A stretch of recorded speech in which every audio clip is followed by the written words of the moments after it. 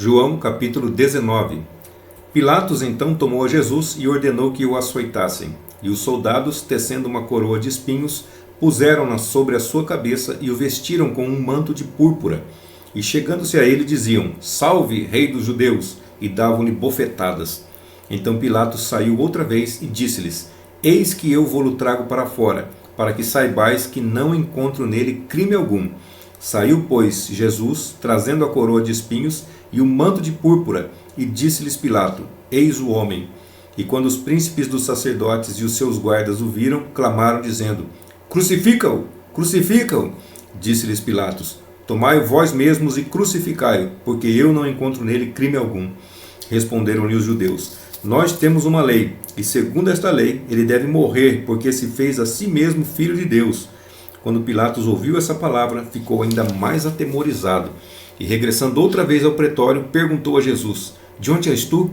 Mas Jesus não lhe deu resposta. Então Pilatos lhe perguntou: Não me respondes? Não sabes que tenho autoridade para te soltar e autoridade para te crucificar? Respondeu-lhe Jesus: Nenhuma autoridade teria sobre mim, se de cima não te fosse dada. Mas aquele que me entregou a ti tem maior pecado. Daí em diante, Pilatos procurava soltá-lo, mas os judeus clamavam: Se o soltares, não és amigo de César, pois todo aquele que se faz rei é adversário de César. Quando Pilatos ouviu estas palavras, trouxe Jesus para fora e sentou-se no tribunal, no lugar chamado Lisóstrofos, que em aramaico é Gabatá. E era véspera de Páscoa e perto da hora sexta. Então disse aos judeus: Eis aqui o vosso rei. Mas eles clamavam: Fora, fora com ele, crucifica-o. Então lhes disse Pilatos: Hei de crucificar o vosso rei? E os príncipes dos sacerdotes responderam: Não temos outro rei, senão César. Então Pilatos o entregou para ser crucificado. E eles tomaram a Jesus e o conduziram via afora.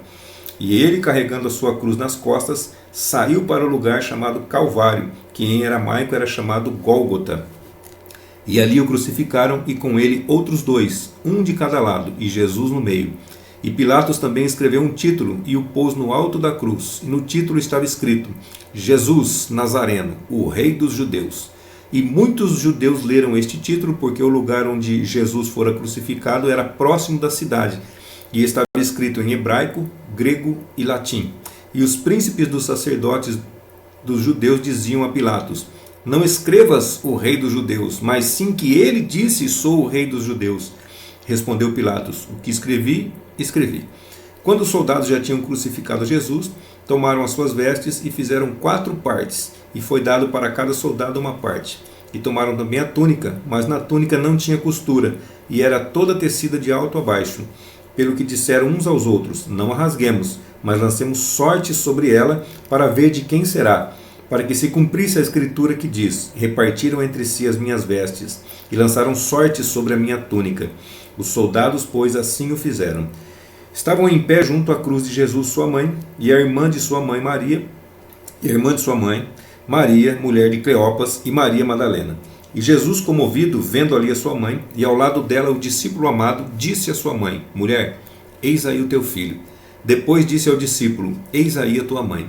E daquela hora em diante, o discípulo a recebeu em sua casa.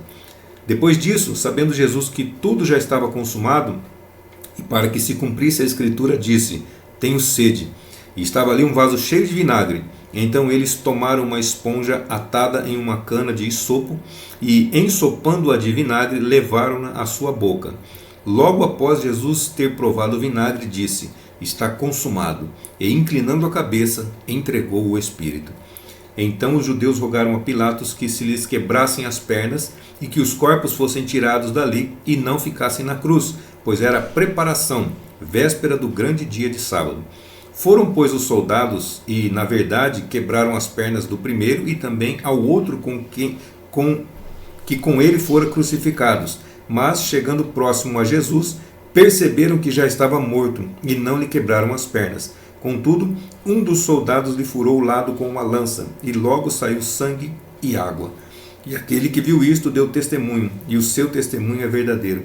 E sabe que diz a verdade, para que também vós o creiais. Porque essas coisas aconteceram para que se cumprisse a escritura: nenhum dos seus ossos será quebrado.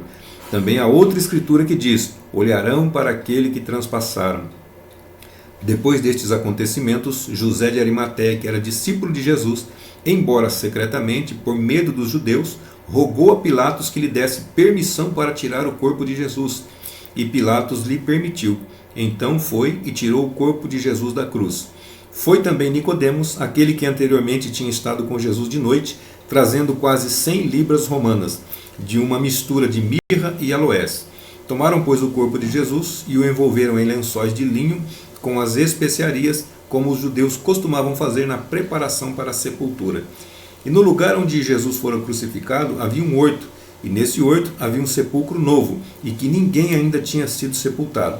Então, por causa da véspera da Páscoa dos judeus, e porque aquele sepulcro estava mais perto, ali puseram o corpo de Jesus.